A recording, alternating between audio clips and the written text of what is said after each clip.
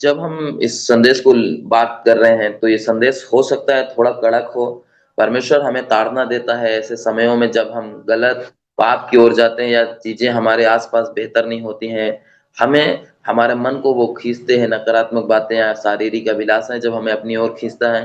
परमेश्वर अपने दूतों को भेजता है और ऐसे शब्द बोलता है जो कड़क होता है, ताड़ना वाले होते हैं, और वो हमें सचेत करता है कि हम पाप में न गिरे, हम कहीं गलत तो नहीं जा रहे हैं। तो आइए हम एक ऐसे संदेश को देखने जा रहे हैं जो शायद हमारे लिए बहुत ही मजबूत होने वाला है। ठीक है, कोई भी जन वचन को खोलेंगे। दो राजाओं की किताब 20 अध्याय 12 वचन से 21 वचन। उस समय बलदान का पुत्र बरोदक बलदान, जो बेबीलोन का राजा था, उसने हिजकिय्याह के रोगी होने की चर्चा सुनकर उसके पास पत्री और भेंट भेजी। उनके लेने वालों को मानकर हिजकिय्याह ने उनको अपने अनमोल अनमोल पदार्थों का सब भंडार और चांदी और सोना और सुगंध द्रव्य और उत्तम तेल और अपने हथियारों का पूरा घर और अपने भंडारों में जो जो वस्तुएं थी वे सब दिखाई। हिजकिय्याह के भवन और राज्य भर में कोई ऐसी वस्तु ना रही जो उसने उन्हें ना दिखाई हो। तब यशायाह भविष्यद्वक्ता ने हिजकिय्याह राजा के पास जाकर पूछा, वे मनुष्य क्या कह गए और कहाँ से तेरे पास आए थे? हिजकिय्याह ने कहा, वे तो दूर देश से अर्थात बेबीलोन से आए थे। फिर उसने पूछा, तेरे भवन में उन्होंने क्या क्या देखा है? हिजकिय्याह ने कहा, जो कुछ मेरे भवन में है वह सब उन्होंने देखा। मेरे भंडारों में कोई ऐसी वस्तु ना नहीं जो मैंने उन्हें ना दिखाई हो। तब यशायाह ने हिजकिय्याह से कहा, यहोवा का वचन सुन ले। ऐसे दिन आने वाले हैं जिनमें जो कुछ तेरे भवन में है और जो कुछ तेरे पुरखाओं का रखा हुआ आज के दिन तक भंडारों में है, वह सब बेबीलोन को उठाया उठ जाएगा। यहोवा यह कहता कि कोई वस्तु ना बचेगी। और जो पुत्र तेरे वंश में उत्पन्न हो उनमें से भी कुछ को वे बंदी बनाकर ले जाएंगे और वे खोजे बनकर बेबीलोन के राजभवन में रहेंगे। तब हिजकिय्याह ने यशायाह से कहा, यहोवा का यह वचन जो तूने कहा है वह भला ही है। क्योंकि उसने सोचा, यदि मेरे दिनों में शांति और सच्चाई बनी रहेगी तो क्या यह भला नहीं है? हिजकिय्याह के और सब काम और उसकी सारी वीरता और किस रीति उसने एक जलाशय और नहर खुदवाकर नगर में पानी पहुंचा दिया, यह सब क्या यहूदा के राजाओं के इतिहास की पुस्तक में नहीं लिखा है? अंत में हिजकिय्याह अपने पुरखाओं के संग सो गया और उसका पुत्र मनश्शेसो उसके स्थान पर राज्य करने लगा। आमीन। ओके, थैंक यू राजकुमार। ये वचन, ये कहानी लंबी है, पर इन लंबे संघर्ष के बाद भी परमेश्वर ने हिजकिय्याह को विजय दिलाया। ये हिजकिय्याह की कहानी है, और जो मैं वचन बांटने जा रहा हूँ, इस पूरे वचन का अगर मैं एक नाम दूं, इस पूरे संदेश का एक टाइटल अगर दूंगा, तो इसका मतलब है कि एक ऐसा शब्द जो आपको शायद अच्छा ना लगे सुन के, ये है, इसका टाइटल है, अपना मुंह बंद रखो। अपना मुंह बंद रखो। अभी शायद ये समझ में ना आए, लेकिन जैसे ही हम दो चार कदम आगे बढ़ेंगे, हम समझ में आ जाएगा कि क्यों हमें ये संदेश सुनने को मिल रहा है। कहानी जो हम दूसरे राजाओं के 20वें अध्याय में पढ़ते हैं, हिजकिय्याह के बारे में। हिजकिय्याह बीमार पड़ता है, कुछ देश के, दूर देश के लोग आते हैं, हिजकिय्याह उन्हें लेकर जाता है और अपने राजपाट, अपने हर एक चीज को, हर एक वैभव, हर एक चीज को दिखाता है। ये थोड़ा थोड़ा विचार करने वाला है कि कोई भी राजा अपने राज्य की हर एक बातें दूसरों को नहीं दिखाता है। अभी भी वो कोई दोस्त नहीं है। लेकिन परमेश्वर यशायाह नबी को भेजता है और नबी के द्वारा कहलाता है कि ये सब जो तू देख रहा है, ये सब नाश हो जाएंगे, ये सब उठा लिए जाएंगे, बेबीलोन के गुलाम बन जाएंगे तुम्हारे बच्चे। और यहाँ तक के ये सारी बातें ये कहता है, और इसके साथ साथ कहता है कि कुछ भी नहीं बचेगा जो ये छोड़ दें, हर एक चीज उठा ले जाएंगे। फिर हिजकिय्याह का कहना बहुत ही अजीब था। उसने कहा कि क्या मेरे जीवन जीते जी परमेश्वर की महिमा और उसका दया और पूरे प्रजा पे शांति नहीं बनी रही? तो ये शब्द जो बताता है ये बहुत मायने रखता है। जब हम सुनते हैं परमेश्वर की बातों को, कई बार हमें लगता है कि हमारे साम्राज्य में, हमारे जीवन में बहुत अच्छा है, आने वाली पीढ़ियों के बारे में हमें कोई फर्क नहीं पड़ता है। उससे क्या फर्क पड़ता है, उससे क्या होता है, मेरे रहते सब कुछ अच्छा था, ये बहुत मायने रखता है। मेरे बाद अच्छा होगा या नहीं होगा, इससे मतलब नहीं है। लेकिन मैं इस बात का और गहराई में जाने से पहले मैं ये बता देना चाहता हूँ कि जो हिजकिय्याह ने बेबेल के राजा को सब चीजें दिखाई, ये सारी बातें आज के युग से जुड़ी हुई है। आज हमारा संसार भी पूरी तरह से पलट रहा है। पूरी दुनिया हर एक चीजों में खुलापन लेके आ रहा है। इंटरनेट, एआई, ये सब चीजें, इंटरनेट पर सब चीजें जो है वो बदल रही है। लोग इंटरनेट और दिखावे और झूठे चीजों को अ, अपनी ही दुनिया समझ रहे हैं। एक छोटा सा लाइक पाने के लिए कुछ भी कर रहे हैं। यहाँ तक कि लोग मुझे फॉलो करें, लोग मुझे सब्सक्राइब करें, ये सारी चीजों के लिए वो सब कर रहे हैं जो परमेश्वर के खिलाफ भी है। वो डर नहीं रहे हैं, उनके अंदर वो सारी चीजें भर चुकी है। हम एक ऐसे माहौल में हैं जहां पर हमें बहुत सतर्क रहने की जरूरत है। हिजकिय्याह को परमेश्वर ने कहा, ये सब तुमसे छीन लिया जाएगा। जो कुछ तुम्हारे पास है वो सब कुछ तुमसे छीन लिया जाएगा। अगर हम इन बातों का ध्यान नहीं करेंगे तो आने वाले पीढ़ियों के लिए बहुत ही भयानक हो सकते हैं, जिनमें हमारे बच्चे भी हैं। हमें अपने आने वाली पीढ़ी, अपने बच्चों को कैसे देखना चाहते हैं हम, ये निर्भर करता है कि हम कैसा जीवन उठा कदम उठाते हैं, कैसे परमेश्वर के साथ हम अपना रिश्ता रखते हैं। सिर्फ कहानी यही समाप्त नहीं होती है। जब हिजकिय्याह ने कहा कि मेरे जीवन भर शांति रही, यही काफी है, तब ये बात बहुत गंभीरता की ओर जाती है कि वो व्यक्ति, हिजकिय्याह राजा बहुत अच्छा था, परमेश्वर ने उसे विजय दिलाई, सब चीजें बेहतर था, लेकिन उसने अपनी आने वाली पीढ़ी के बारे में नहीं सोचा। कभी कभी हम बहुत चीजों में अच्छे कर रहे होते हैं, लेकिन किसी एक बातों में हम गलत भी होते हैं। हमें उन गलत बातों की ओर झुकना है और देखना है कि मैं कहाँ गलत हूँ। हम अपने बच्चों के बारे में, अपने आने वाली पीढ़ियों के बारे में क्या कर रहे हैं। वहां पर यशायाह ने कहा कि जब तू बंधुआई में जाएगा, तेरे सब लोग बंधुआई में चले जाएंगे, गुलाम बन जाएंगे, तब तेरे बच्चे और इनके जितने बच्चे हैं, इन्हें खोजा बना दिया जाएगा, नपुंसक बनाकर इन्हें रानियों के महलों में दास और दासियों का काम दिया जाएगा। और ये बहुत ही भयानक बात है। कहीं ना कहीं ये बहुत ही डराने वाली बात है कि जब वो बेबीलोन की बंधुआई में गए, और सच में ऐसा हुआ, जब हिजकिय्याह मरा और पूरा इज़राइल, पूरे लोग बंधुआई में चले गए, बेबीलोन के सब कुछ उनका उठा लिया गया। उनके साथ इतना भयानक दुर्दशा हुई, इतना भयानक दुर्दशा हुई कि 17 साल तक इज़राइल नाम का कोई देश था ही नहीं, इज़राइल नाम की कोई प्रजा थी ही नहीं। ये दशा थी। उनके साथ बहुत ही दुर्व्यवहार किया गया। सबसे खतरनाक, मिस्र से भी ज्यादा खतरनाक था बेबीलोन की बंधुआई। और 17 साल वो अपने आप में इज़राइल नहीं था, वो परमेश्वर की प्रजा नहीं थी, क्योंकि परमेश्वर का अपमान किया गया, परमेश्वर का खिलाफ किया गया। जब हम अपने बारे में केवल सोचते हैं और अपनी आने वाली पीढ़ियों के बारे में नहीं सोचते हैं, ये चीजें हमारे ऊपर हावी होती है। लेकिन हमें इन बातों की परवाह नहीं होती है। हम वैसा जीते हैं जैसा हमें जीना चाहिए।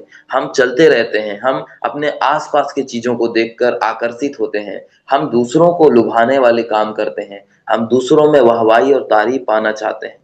कोई भी वचन खोलेंगे, नीति वचन 21-23 वचन पढ़ेंगे जरा। परमेश्वर हमें एक ऐसे समय में लेके जा रहा है जहां पर हमें अपने आप को, न सिर्फ अपने आप को, बल्कि हमने अपने आने वाली पीढ़ियों के बारे में सोचना है। ये बहुत ही ज्यादा कीमती है। वचन पढ़ेंगे, नीति वचन 21-23। जो अपने मुंह को वश में रखता है वह अपने प्राण को विपत्तियों से बचाता है। हालेलुया। परमेश्वर कह रहा है, जो अपने जुबान को, अपने मुंह को वश में रखता है। आज हम ऐसी ऐसी बातें बोलते हैं, आज हम ऐसे ऐसे बातों पर कमेंट करते हैं, हम दूसरी की बातों पर अपनी बातें रखते हैं, हम हाँ में हाँ करते हैं, हम इनकार करते हैं, हम अपने जुबान को ऐसे ऐसे जगह पर खोलते हैं जहां पर हमें बहुत सोचने की जरूरत है। मेरे प्रिय भाई बहन, परमेश्वर के बातों का जो हम कहते हैं वो बहुत ही मूल्यवान है। जो हम कभी ना कभी किसी न किसी के स्थिति पे कहते हैं, कई बार हम मजाक उड़ाने लगते हैं, कई बार हम बकवास की बातों में जुट जाते हैं, कई बार हम अफवाहों को ऊंचा उठाने लगते हैं, कई बार हम उन बातों का जिक्र करते हैं जिनका कोई मतलब और तुक और अर्थ नहीं होता है। केवल लोग हमारी बातों पर हंसें, लोग हमें तारीफ करें, ऐसी बातों के लिए हम कुछ भी बोल देते हैं। ये समय चुप रहने का है। ये समय बेहतर है कि हम चुप रहें। हमें बहुत कुछ बोलने से बचना है। हम कुछ भी बोल दे रहे हैं, इन बातों से हमें बचना है। मेरे प्रिय भाई बहन, परमेश्वर हमें एक ऐसे समय में लेके जा रहा है, एक ऐसे मौसम में लेके जा रहा है जहां पर वो हमें अपने बड़े कामों के लिए इस्तेमाल करने वाला है। लेकिन हम अपनी बातों से उन चीजों को खो देंगे। आज हमें ये बात पकड़ लेना है। सबसे पहली बात जो मैं यहाँ बताना चाहता हूँ कि वो दर्शन जो परमेश्वर आपको देता है, उसे पकड़ लीजिए।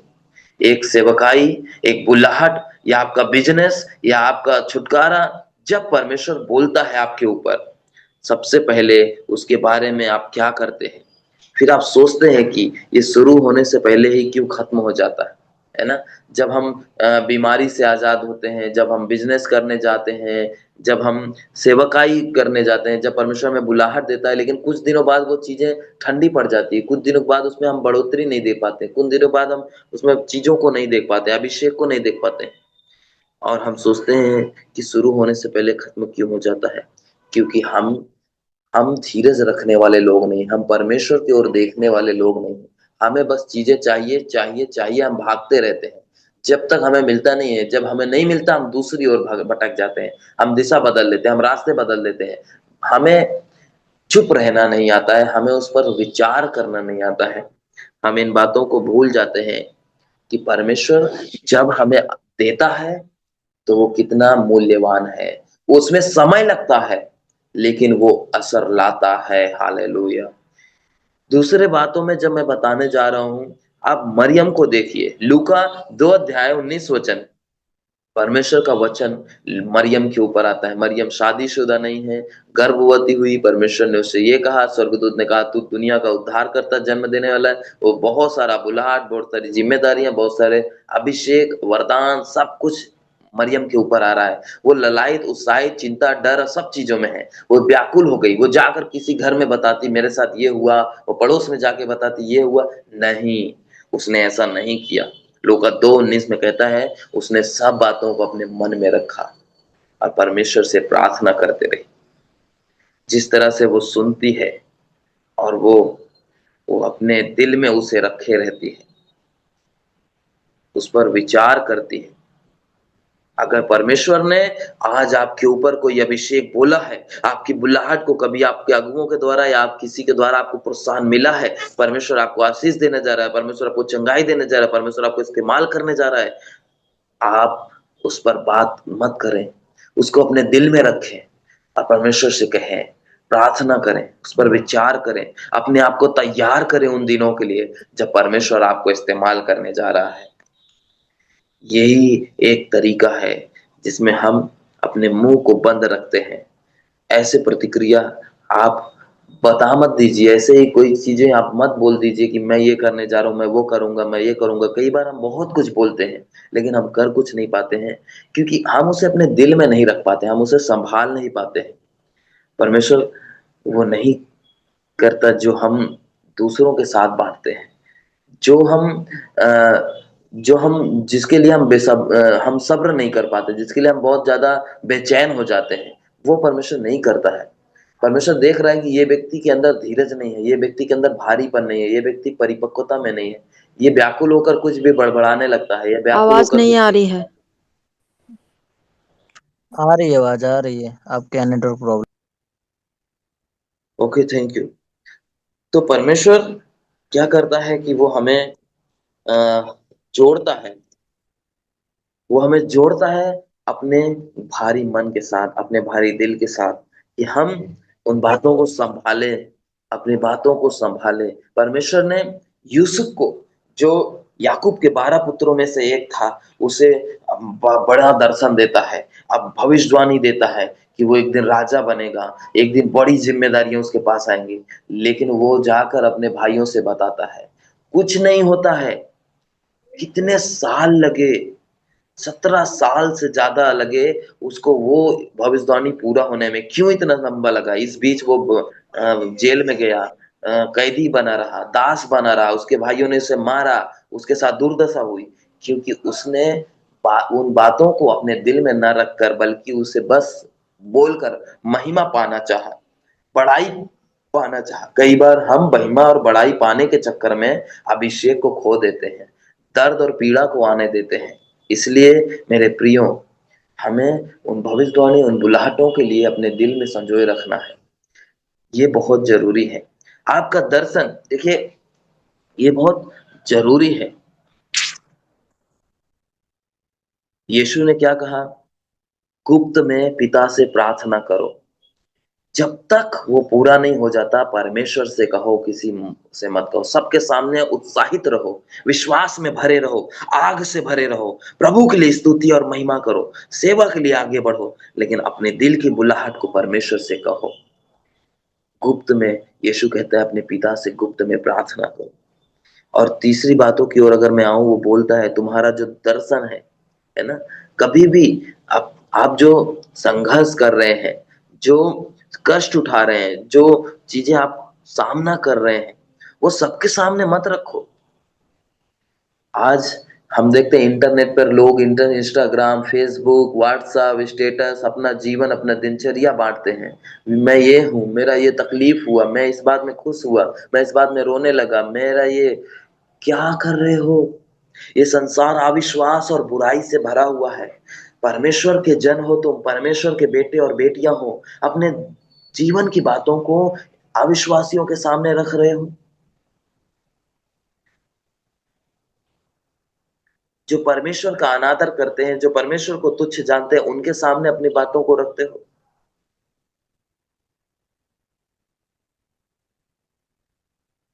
मेरे प्रियो, हम इन बातों में जाने कि इसकी गंभीरता क्या है। कोई भजन संहिता 34 अध्याय 19 वचन को खोलना। भजन संहिता 34 अध्याय 19 वचन पढ़िए। जब हम अपने दिल को संभाल नहीं सकते, तो परमेश्वर हमारे दिल में बड़ी चीजों को भी नहीं डालेगा। हम अपने दिल के हमारे दिल उछलते रहते हैं, हम अपने दिल, अपने जुबान से अपने मुंह को खोलते हैं और अविश्वासियों के सामने अपने जीवन को बांटते हैं। हम दिखाने लगते हैं कि मैं ये हूँ, मैं वो हूँ, मैं ये कर रहा हूँ, मैं वो कर रहा हूँ, ये मेरा हो रहा है, ये मेरा हो रहा है। हम अपने जीवन को सोशल मीडिया पर डालते हैं, हम दिखावा करते हैं, हम लोगों को दिखा रहे हैं कि मेरा साथ ये हो रहा है, मैं बहुत गरीब हूँ, मैं बहुत अमीर हूँ, मेरा ये फायदा हुआ, मेरा ये नुकसान हुआ। किसे बता रहे हो तुम? आज जो युग है, जो समय है, उसे पहचानो। तुम जानो तुम्हारा परमेश्वर कौन है, तुम कौन हो, और तुम्हें समझना है कि तुम क्या बोलते हो और किसके सामने बोलते हो। पढ़ना ये वचन जरा। जी भाई, मैं पढ़ रहा हूँ। धर्मी पर बहुत सी विपत्तियां पड़ती हैं तो हैं, परंतु यहोवा उसको उन सब से मुक्त करता है। आमीन। चौं- परमेश्वर है जो मुक्त करता है। एक धर्मी जन, एक परमेश्वर का जन, एक परमेश्वर का बेटा और बेटी, वो परमेश्वर की बातों को परमेश्वर तक लेके जाता है, अपने दिल की बातों को परमेश्वर के तक लेके जाता है, अपने मन, अपनी चाहतों को परमेश्वर की ओर लेके जाता है, अपने दुख और पीड़ा और विपत्ति को भी, संघर्ष को भी परमेश्वर के सामने रखता है। हम देखते हैं बहुत सारे लोग जाकर अविश्वासियों के सामने बोलते हैं, मेरे पास पैसे की कमी है, मैं कर्ज में हूँ, मेरे घर में ये समस्या हो रहा है, वो हो रहा है, हमारे बेटों के साथ ऐसा हुआ, हमारे मेरे प्रिय, सावधान हो जाओ, अपना मुंह बंद करो। परमेश्वर यही कहना चाहता है। अपने जीवन को लोगों के सामने रखना बंद करो, उनके सामने जो परमेश्वर का अनादर करते हैं, क्योंकि जो अपरिपक्व है वो परमेश्वर को नहीं जानते। कभी कभी वो समाधान के बजाय समस्या आपके जीवन में लेके आएंगे, कष्ट लेके जाएंगे, आपका समस्या और बढ़ जाएगा, और समस्या में आप जूझेंगे उसमें। हमें अपने जीवन में जो कुछ चल रहा है, उनमें लोगों को आगे बैठाना बंद करना है। हमेशा लोगों को दिखाते हैं, हम लोगों को बताते हैं, लोगों के साथ बांटते हैं। ये हमें संभालना है अपने आप में। अपनी उदारता, अपनी नम्रता, अपनी छोटापन की घोषणा करना बंद करें। मत दिखाओ कि मैं बहुत अच्छा, मैं बहुत ईमानदार, मैं बेहतर हूं, मत दिखाओ। बोलने के द्वारा नहीं बल्कि करके दिखाओ, लेकिन बोलना नहीं है। प्रशंसा पाने के लिए कुछ काम नहीं करना है, ये सारे काम करना बंद कर दो कि थोड़ा सा लाइक मिल जाए, थोड़ा सा अच्छा मिल जाए, लोग मुझे देखें, ये सब बंद कर दो। परमेश्वर कहना चाहता है चुप हो जाओ, और तुमको संसार नहीं देखना चाहिए बल्कि परमेश्वर को तुम देखना शुरू करो। परमेश्वर संसार को अपने आप को मत दिखाओ। तुम्हारी ज्योति अपने आप उनके सामने चमकेगी, तुम्हारा रोशनी अपने आप उनके परमेश्वर के सामने चमकेगी। जो परमेश्वर के लिए आप कर रहे हैं, जो परमेश्वर के लिए आप जी रहे हैं, वो एक बीज है जो बो रहे हैं आप, लोगों के सामने मत, नहीं, वो गुप्त में है, वो बीज जमीन के अंदर दबा हुआ है। वो एक दिन फल लाएगा, एक वृक्ष बनेगा, उसके फल दिखेंगे सबको। आमीन। लेकिन बीज नहीं दिखता है। जो हम बो रहे हैं, जो हम कर रहे हैं, जो संघर्ष है, जो समस्या है, जो बलिदान है, जो परमेश्वर के लिए दुख उठा रहे हैं, वो लोगों के सामने मत रखो। जो तुम्हारा जीवन है वो लोगों के सामने मत रखो। अपने दिल, अपनी चीजों को परमेश्वर के सामने रखो। वो छुपा हुआ है, वो एक बीज है जो एक दिन फल लाएगा और उसका फल संसार देखेगा। ये हमें जानना है। मेरे प्रियो भाई, अपनी घर की बातों को बाहर बताना बंद करो। यहाँ तक कि अपने पति पत्नी के रिश्ते को भी एक दूसरे के साथ बांटना बंद करो। उसे पवित्र बनाए रखो। अपने बच्चों की तारीफ पाने के लिए या उनकी शिकायत करना भी बंद करो, लोगों के सामने करना। परमेश्वर के सामने जाओ, उसे बताओ। केवल परमेश्वर के पास, उसके वचन के पास जाओ, उसके वचन के गहराई में जाओ। अगर किसी से बात करना है तो अपने अगुवों के साथ बांटो, जो परमेश्वर में तुम्हारी अगुवाई करते हैं, जो परमेश्वर में तुम्हें आत्मा में चलाते हैं, जो परमेश्वर में तुम्हारे आत्मिक पिता हैं।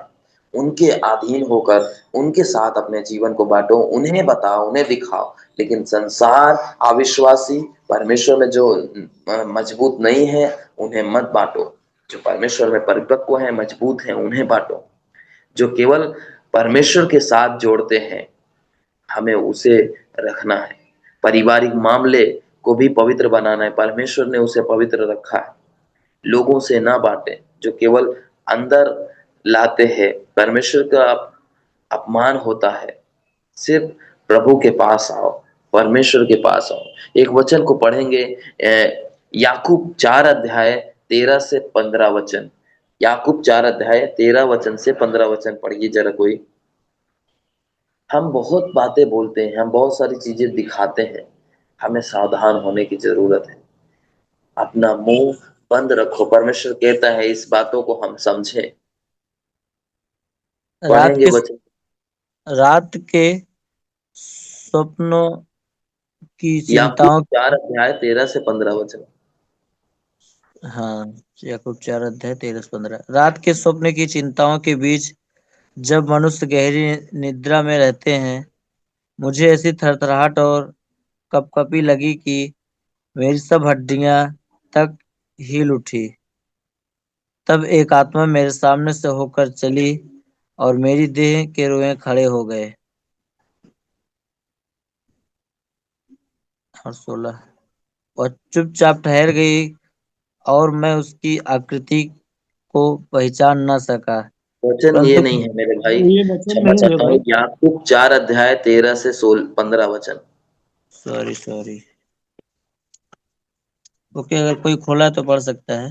तुम जो यह कहते हो तुम जो यह कहते हो आज या कल हम किसी और नगर में जाकर वहां 1 वर्ष बिताएंगे और व्यापार करके लाभ कमाएंगे और यह नहीं जानते कि कल क्या होगा। सुन तो लो, तुम्हारा जीवन है ही क्या। तुम तो भाप के समान हो जो थोड़ी देर दिखाई देती है फिर लोप हो जाती है।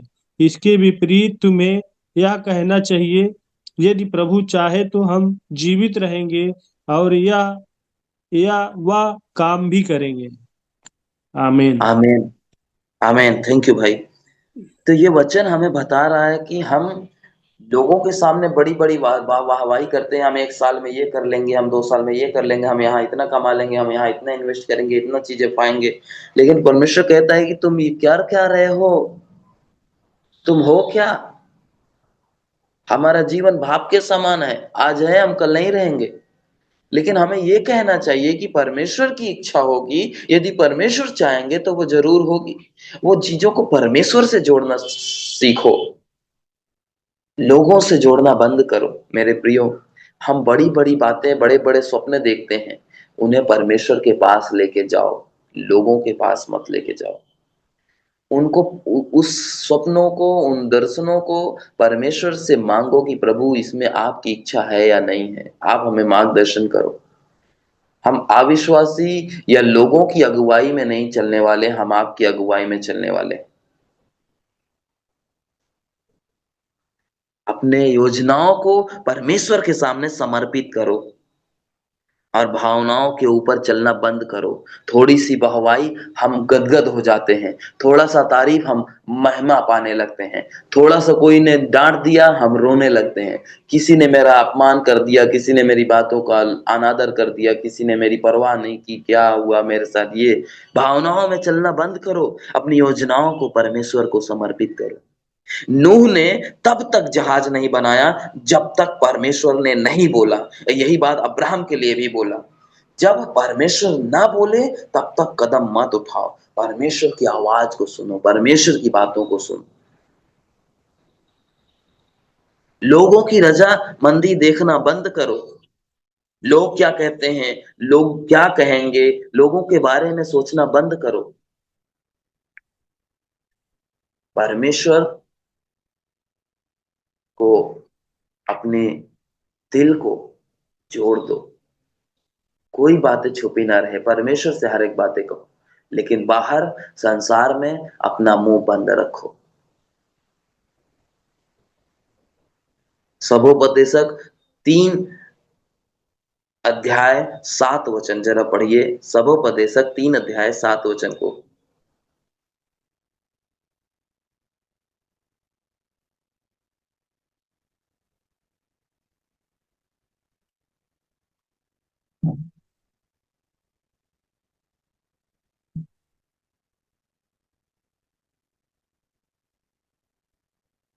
सबोपदेशक 3 अध्याय 7 वचन। फाड़ने का समय और सीने का भी समय, चुप रहने का समय और बोलने का भी समय है। आमेन। परमेश्वर का वचन कहता है चुप रहने का भी समय है और बोलने का भी समय है, लेकिन ये समय हमें चुप रहने की जरूरत है। हमारी चुप्पी हमारी कमजोरी नहीं है, बल्कि ये सामर्थ है। क्योंकि हम जो बोलते हैं परमेश्वर के सामने बोलते हैं, लोगों के सामने क्यों बोलना। मेरे प्रिय भाई बहन, आज हमें, हम कुछ बोलते हैं, बहुत सारी बातें, हम उन बातों को भूल जाते हैं। हम जो परमेश्वर के सामने बोलते हैं, परमेश्वर उनको महत्व देता है। हिजकिय्याह ने बेबीलोन के राजा को बहुत कुछ दिखाया, बड़ी बड़ी बातें कही, बड़ी बड़ी बातें कही, और एक दिन वही बेबीलोन के राजा उसे उठा ले गए और उसको, उनके लोगों को, उनकी प्रजा को दास के रूप में इतना सताया, इतना दुर्दशा किया कि जब तक अगर वो हिजकिय्याह होता तो वो उसके बारे में सोच कर भी हिल जाता। लेकिन हिजकिय्याह इसकी परवाह नहीं की, उसके जीवन भर परमेश्वर की शांति तो थी, लेकिन उसके बाद उसके आने वाली पीढ़ियों के साथ दुर्दशा हुई। हम ये भूल जाते हैं कि जो आज हम बोलते हैं बड़ी बड़ी बातें, ये हमारे तक सीमित रहेंगी क्या, ये काफी है।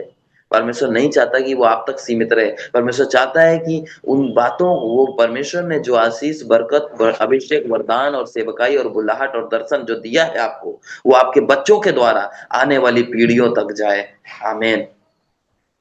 इसलिए आज सोचो, अपने आप को गंभीर बनाओ। ये एक ऐसा समय है जहां पर हमें बहुत संभल के चलना है। हम दुनिया में बहुत कुछ देख रहे हैं, हमें सब चीजें नहीं देखनी चाहिए, हमें हम हर एक चीजों को नहीं सुननी चाहिए। हमें बेहतर है कि हम बोले ही ना, हम अपने जुबान को बंद रखें, परमेश्वर के सामने बोले अपने दिल की बातें, अपने घर की बातें, अपने परिवार की बातें, अपने बच्चों की बातें, अपनी योजनाओं को परमेश्वर के सामने रखें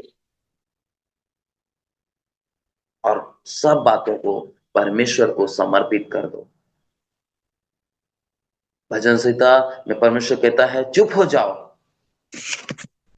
और जान लो, क्योंकि मैं ही परमेश्वर हूं। ये वचन की गहराई हम तब तक नहीं समझ पाएंगे जब तक हम परमेश्वर के साथ रिश्ते में नहीं आते। भजन संहिता 46 अध्याय 10 वचन, वो कहता है, चुप हो जाओ और जान लो कि मैं ही परमेश्वर हूं। मैं जातियों में महान और मैं पृथ्वी भर में महान हूं। वो क्यों हमें चुप कराना चाहता है? हम जानते हैं कि परमेश्वर हमारा महान है, वो कार्य करने वाला परमेश्वर, उसे करने दो। बस अपने योजनाओं, अपने जीवन, अपने दिलों को, अपने हर एक बातों को प्रभु के सामने कहो। हम बहुत सारी बातों को बोलना बंद करें। इंटरनेट से अपने आप को आगे बढ़ाना, लोगों की तारीफ पाना बंद करें। सोशल मीडिया से बंद करें इन चीजों को। मैं ये नहीं कह रहा हूँ कि आप मोबाइल चलाना बंद करो, लेकिन अपने जीवन को, अपने गंभीर बातों को अविश्वासी और अनादर करने वाले लोगों के सामने मत रखो। मेरे प्रियो, परमेश्वर के साथ अपना दिल, अपनी योजनाओं, अपने जीवन, अपने पीढ़ियों के बारे में बात दो। जैसे यीशु ने कहा, जो परमेश्वर गुप्त में है उसे गुप्त में बताओ सारी बात, उससे प्रार्थना करो। शट योर माउथ, अपना जुबान बंद रखो, चुप हो जाओ। आज हम अपने जीवन में, अपने समयों में, इन दिनों हम बहुत कुछ बातें बोलते हैं। हमें चुप रहने की जरूरत है। घर की बातें घर परमेश्वर के पास, बच्चों की बातें परमेश्वर के पास, रिश्तों की बातें परमेश्वर के पास। लोगों से कहना बंद करो। लोगों से अगर कुछ कहना है तो ये कहो, यीशु उद्धार करता प्रभु है, विश्वास करो। परमेश्वर के आगे अपने योजनाओं, अपने भविष्य को समर्पित कर दो। परमेश्वर उन्हें आगे लेके जाएगा। परमेश्वर उन्हें आकार देगा। परमेश्वर हमारी कमजोरी में हमें संभालेगा। परमेश्वर हमें ताड़ना देगा। परमेश्वर हमें डांटेगा। परमेश्वर हमें संभालेगा। परमेश्वर हमें ख्याल करेगा। परमेश्वर है जो हमें उस योजनाओं में बढ़ोतरी देगा। आमीन। लेकिन दुनिया के आगे अपना मुंह बंद रखो। परमेश्वर आप सभी को आशीष दे। यीशु हमारा अच्छा प्रभु है और वो हमारे साथ है। God bless you. आमीन।